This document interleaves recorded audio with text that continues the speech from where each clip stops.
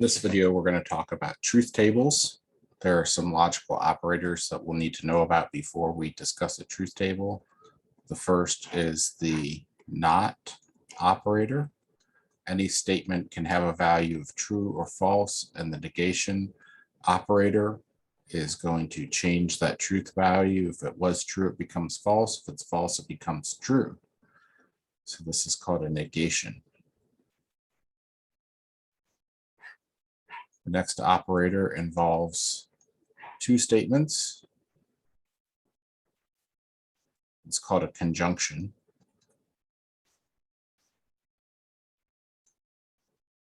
It's an and operator. So we could have both statements true, the first true and the second false, the first false and the second true, or we can have them both false. The and says that it's only true if P and Q are both true. So the only case in which it's true is there, and all of these are false. Then we have a disjunction operator, which is an or. It also acts on two propositions, and it has the same four options here.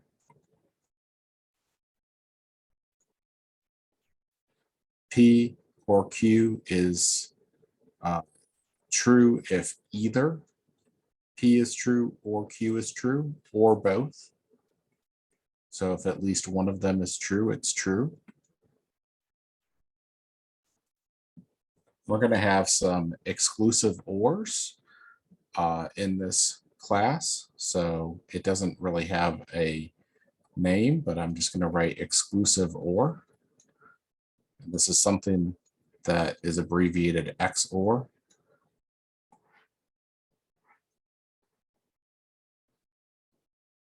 And I use the symbol, a circle with a plus sign in between it to stand for that.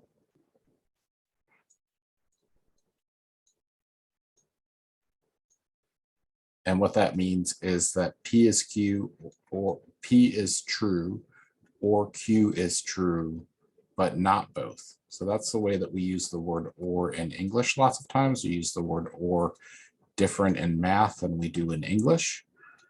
But in this case, they would only be true if one or the other was true, but not both. We're also going to have an implication, which is an if-then statement.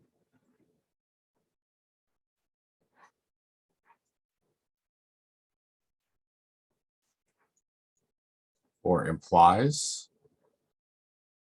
It's another way to say that. P implies Q. So what this one says is that if P is true, then Q has to be true as well. So that's true here. That's not true here. Notice the condition here is not met of P having to be true, so I can't tell you whether that statement was true or false because P didn't happen. So I assume people are telling me the truth unless I can prove that they're lying to me. So that's true by default. And then the last is going to be a definition, an if and only if statement. It's a double implication, which says if P happens, Q happens, and if Q happens, P happens. So it's only going to be true when P and Q both have the same truth value. So it's going to be true here, false here, and true here. With all those notes done, let's try a few problems here and make some truth tables.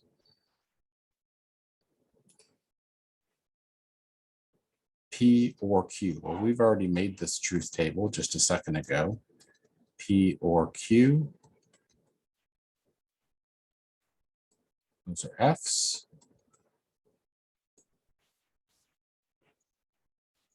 And that's going to be true, true, true, false. How about R and not S? Well, before we can have R and not S, we have to have R and S.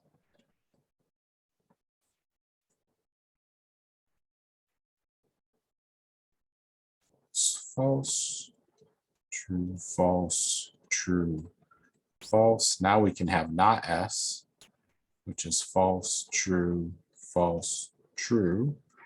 And now I want R and not S. So if I see anything false here in the row, it's going to be false. Only if it's true and true is it true. It's like that.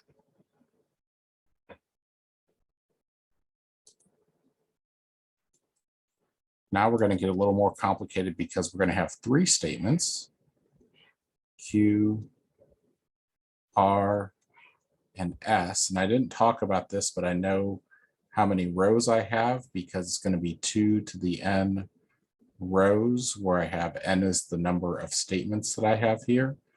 Half of them are going to be true and half of them will be false. So 2 to the third is 8. So I'm going to need 4 trues and then 4 falses. And then of these, they're going to alternate by 2 to the n minus 1. So instead of by 4s, they're going to alternate by 2s.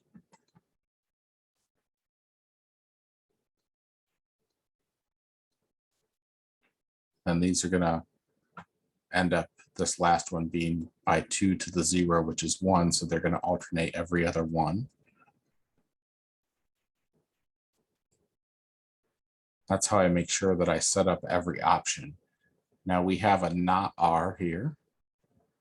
So that's going to make this false, false, true, true, false, false, true, true. And this says Q and not R and S. So if I see any falses here, that's going to automatically make it false. And let's see, Q is false all the way down here. And S is false here. So the only one that has Q, not R, and S all true is right there.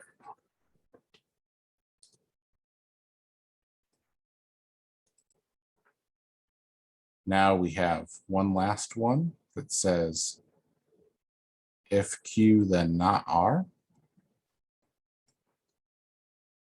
Q then not R, so we need a not R.